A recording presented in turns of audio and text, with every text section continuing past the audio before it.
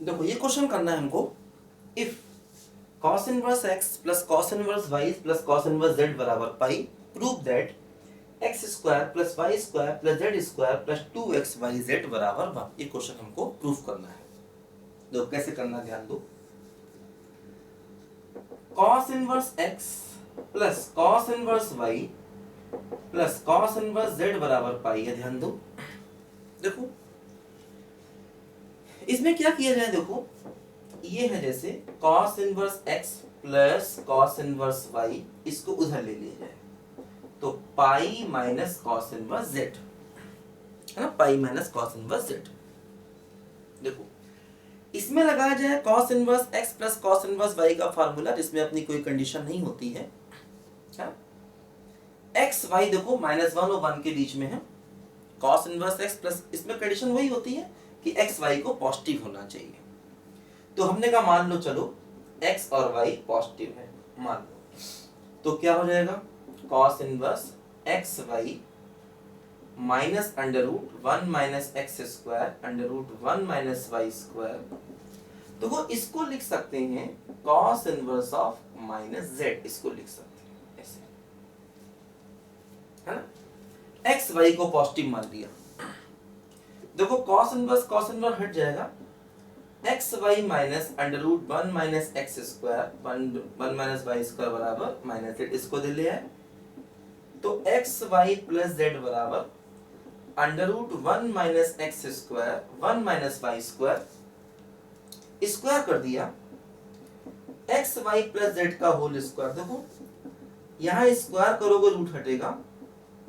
देखो ये हो गया X square Y square plus Z square plus 2xyz बराबर 1 minus Y square minus X square, है ना, plus X square Y square. देखो ये कैंसिल हुआ, ठीक। सबको एक तरफ ले आओगे तो क्या हो जाएगा, देखो X square plus Y square plus Z square plus 2xyz equal to 1। देखो यही हमको प्रूफ करना था, है ना। तो हमने एक्स वाई को पॉजिटिव मान लिया। भाई देखो एक्स वाई अगर -1 से 1 तक है तो पॉजिटिव तो होंगे ही होंगे, उसको मान सकते हैं पॉजिटिव, मतलब उस निगेटिव भी होंगे पॉजिटिव भी होंगे। तो हमने पॉजिटिव वाले केस को लेकर क्वेश्चन को कर दिया, क्योंकि अगर एक्स वाई निगेटिव है ना, अगर मान लो एक्स वाई निगेटिव है, ठीक है, क्योंकि देखो x -1 से 1 तक है, y -1 से 1 तक, इसका मतलब एक्स वाई निगेटिव पॉजिटिव दोनों ही है। तो हमने पॉजिटिव वाले केस को मानकर सवाल कर दिया। अब मान लो हम निगेटिव वाले केस को ले, तब भी हो जाएगा, कोई समस्या नहीं है, क्योंकि उसमें x की जगह कुछ और मान लेंगे और y की जगह कुछ और मान लेंगे। x को मान लेंगे -m और y को मान लेंगे -n, है ना। फिर यही सवाल करेंगे तो हो जाएगा। ध्यान दो, अगर हम x y दोनों को निगेटिव ले लें तो x को मान लेंगे -m और y को मान लेंगे -n, फिर उस सवाल को हम आसानी से कर लेंगे, फिर प्रॉपर्टी लगाकर ऐसे कर देंगे, तो जरूरत नहीं है। अब देखो जैसे हमने इस तरीके से क्वेश्चन को किया, देखो इसी क्वेश्चन को करने का एक तरीका और भी होता है ना। देखो इसी को करने का देखो एक तरीका और भी होता है। देखो वो क्या, देखो यहाँ पर ध्यान दो क्या होगा, कैसे करेंगे। देखो इसको अब कई बार देखो ये सेकंड मेथड जो कर रहे हैं, कई जगह ये लग जाता है।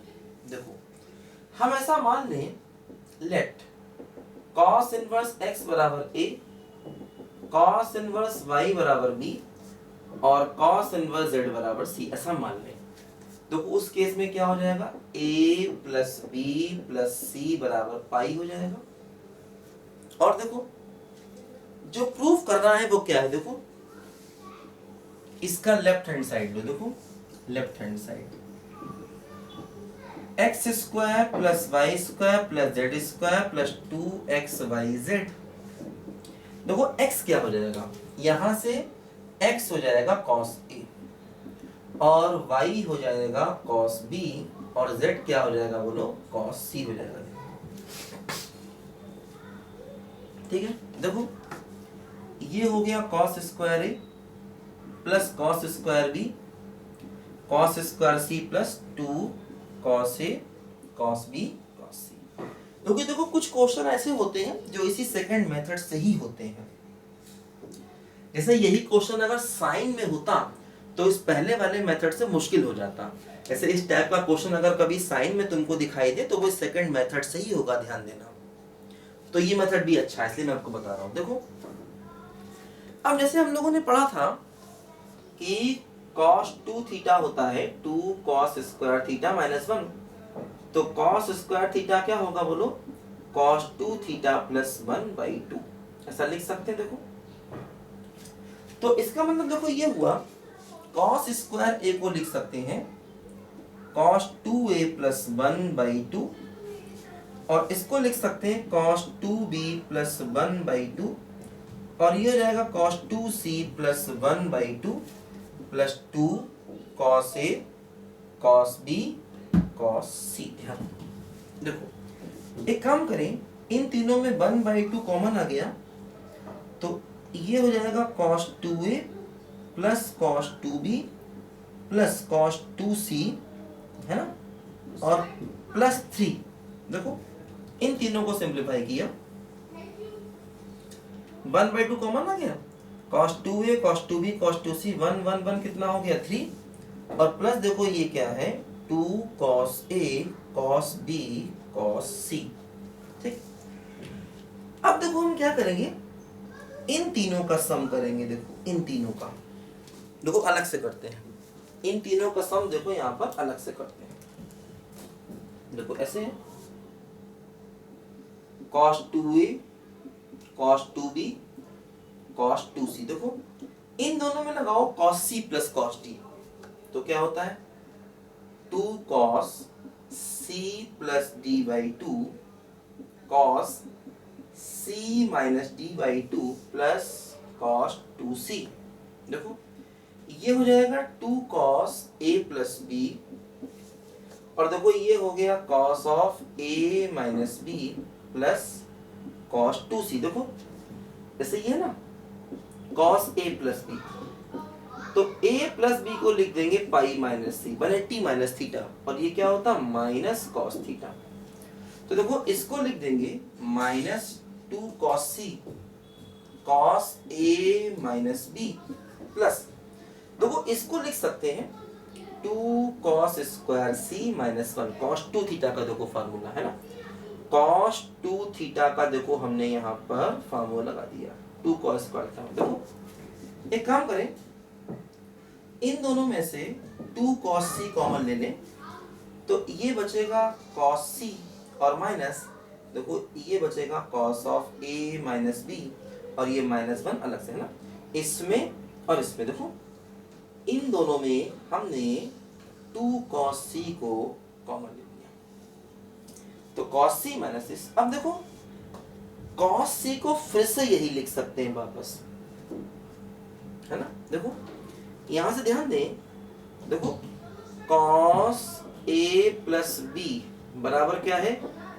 माइनस cos c, इसलिए cos c क्या हो गया minus cos a plus b।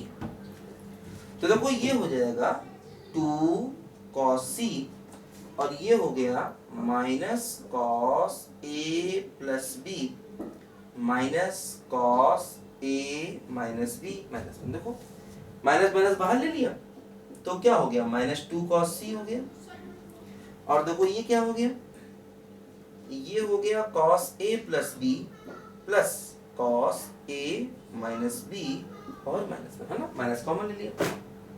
ठीक, अब देखो इसमें हम लगा दें फार्मूला, बोलो cos a प्लस b का और cos a माइनस b का लगा दें। देखो लगाते हैं क्या होगा, ध्यान दो, माइनस 2 cos c, देखो cos a प्लस b क्या होता है cos a cos b minus sin a sin b, और cos a माइनस b क्या होता है बोलो cos a cos b plus sin a sin b bracket close -1, ऐसे हो गया। देखो ठीक है, देखो क्या हुआ भाई, cos a प्लस b का formula cos a cos b minus sin a sin b, cos a minus b क्या होता है cos a cos b plus sin a sin b। देखो sin a sin b cut गया, देखो क्या आ गया, देखो ये आपस में ऐड होके हो गया 2 cos a cos b, और बाहर -2 है, तो कुल मिला के देखो ये क्या हो गया मालूम है, देखो कुल मिला के ये हो गया देखो ये cos A cos B cos A cos B 2 cos A cos B -2 बाहर है, तो -4 cos A cos B cos C है ना, और देखो -1 सबसे बाहर। देखो cos A cos B cos A cos B तो मिलके क्या हो गया बोलो, 2 cos A cos B, और -2 से इंटू करोगे तो -4 cos A cos B cos C, और देखो -1 अलग है। देखो ये इस टर्म की वैल्यू आ गई इस पूरे की। देखो ये यहां रख दो तो 1/2, देखो इसकी वैल्यू क्या आ गई, -4 cos A cos B cos C, और देखो -1, और देखो ये है प्लस का 3, है ना, बोलो भाई। और देखो ये क्या है, प्लस का 2 cos A cos B cos C, देखो ये वाला है ना, ये इसको अलग से निकाला, सिंप्लीफाई किया, यहां आया, यहां से यहां है, तो इसकी वैल्यू कुल मिला के देखो ये हो गई, है ना। इसी को तो हमने किया ना, देखो सिंप्लीफाई यहां तक आया, फिर इसको यहां लिखा, तो इसकी देखो वैल्यू ये हो गई, और इसकी जगह पर ये लिख दो उठा करके, है ना। 1/2 बाहर था, इसकी जगह पर ये लिखा, +3 अपनी जगह, ये सब अपनी जगह। यहाँ पर देखो ये क्या होगा, देखो यहां से ये बच जाएगा क्या बोलो, प्लस का 2, है ना। देखो अब ये जब 2 अंदर ले लोगे तो -2 cos A cos B cos C, और ये प्लस का 2 बचेगा, 2 डिवाइड होगा तो प्लस का 1 बचेगा, और +2 cos A cos B cos C है। देखो ये 2 cos A cos B cos C cut जाएगा, तो फाइनली आंसर क्या हो जाएगा, 1। देखो फाइनली आंसर 1 आ गया, जो हमें चाहिए था, किसका, इस टर्म का आंसर। देखो फिर समझो क्या किया, इसको A माना, इसको B माना, इसको C माना, है ना, इसको A ले लिया, ये A B C, तो A + B + C कितना हो गया, पाई। cos इनवर्स x को A माना, cos इनवर्स y को B माना, इसको C माना, तो A + B + C कितना हो गया, पाई। तो देखो ये cos इनवर्स x बराबर A था, तो x बराबर cos A, y बराबर cos B, z बराबर cos C। देखो इसकी वैल्यू चाहिए, x² y² z² 2xyz, इसकी लेफ्ट हैंड साइड को उठाया, x की जगह रखा cos A, y की जगह cos B, z की जगह cos C, ये आया।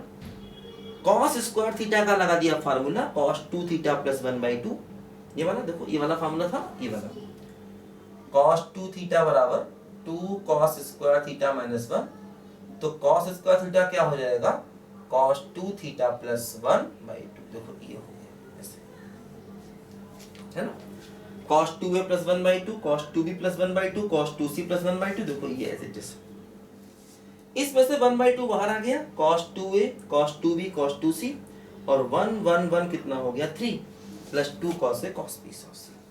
देखो इन तीनों की वैल्यू अलग से देखो यहां निकाली, सिंप्लीफाई किया, यहां आ गया, ठीक है। इसके बाद देखो क्या किया, cos C + cos D लगाया, 2 cos C + D/2 cos C - D/2, ये ऐसे रहा, 2 से डिवाइड किया तो cos A + B cos A - B + cos 2C, cos 2C को लिखा 2 cos स्क्वायर C - 1, और cos A + B को देखो लिख दिया, A + B को लिखा 180 - C, क्योंकि देखो A + B + C पाई है, तो A + B को 180 - C लिख सकते हैं। तो cos 180 - थीटा होता है -cos थीटा, तो cos A + B की वैल्यू क्या आ गई बोलो, -cos C। देखो ये -cos C, ये ऐसे ही, इसको फिर वही लगा दिया फार्मूला, इन दोनों में देखो 2 cos C कॉमन ले लिया, तो ये हो गया cos C minus cos A - B। cos C की वैल्यू देखो, क्योंकि cos A + B बराबर -cos C था, तो cos C को लिख सकते हैं -cos A + B, तो cos C को लिख दिया -cos A + B, और -cos A - B, minus common आके बाहर माइनस हो गया, cos A + B + cos A - B, cos A + B लगाया, cos A cos B - sin B, cos A - B लगाया, cos A cos B + sin B, sin B cut गया, cos A cos B मिलकर 2 cos A cos B, और बाहर -2 था, तो minus का 4 cos A cos B cos C, -1 अलग था।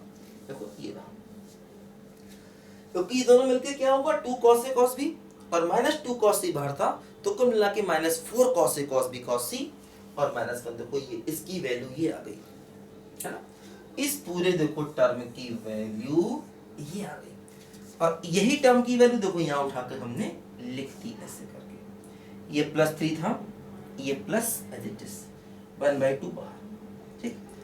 ये 3 - 1 क्या हो गया बोलो, प्लस का 2, 1/2 अंदर ले गए तो -2 cos A cos B, और ये 3 - 1 क्या हो गया, प्लस का 2, 1/2 से डिवाइड किया तो प्लस का 1 आ गया, और देखो ये 2 cos A cos B cos C as it is, है ना। देखो ये प्लस का 2 हो गया, 2 से डिवाइड किया तो -2 cos A cos B cos C, ये प्लस का 2 डिवाइड बाई 2 तो प्लस का 1, 2 cos A cos B cos C, ये इससे कैंसिल होगा तो +1 आ गया। देखो यही अपने क्वेश्चन का final right hand side answer है ना। लिखो सब बच्चे ध्यान से। तो ये सेकंड मेथड हालांकि थोड़ा लेंथी यहाँ पर पढ़ा, लेकिन ध्यान रखना कई सवाल ऐसे होते हैं जो इस सेकंड मेथड से ही होते हैं। देखो जैसे इसी को लेकर अगर मैं x3 y3 z3 में की क्वेश्चन बना दूं तो ये सेकंड मेथड से ही होगा, या यही सवाल अगर साइन में आ जाएगा थोड़ा टिपिकल तो सेकंड मेथड से ही होगा, ध्यान देना। लिखो सब बच्चे ध्यान से इसको।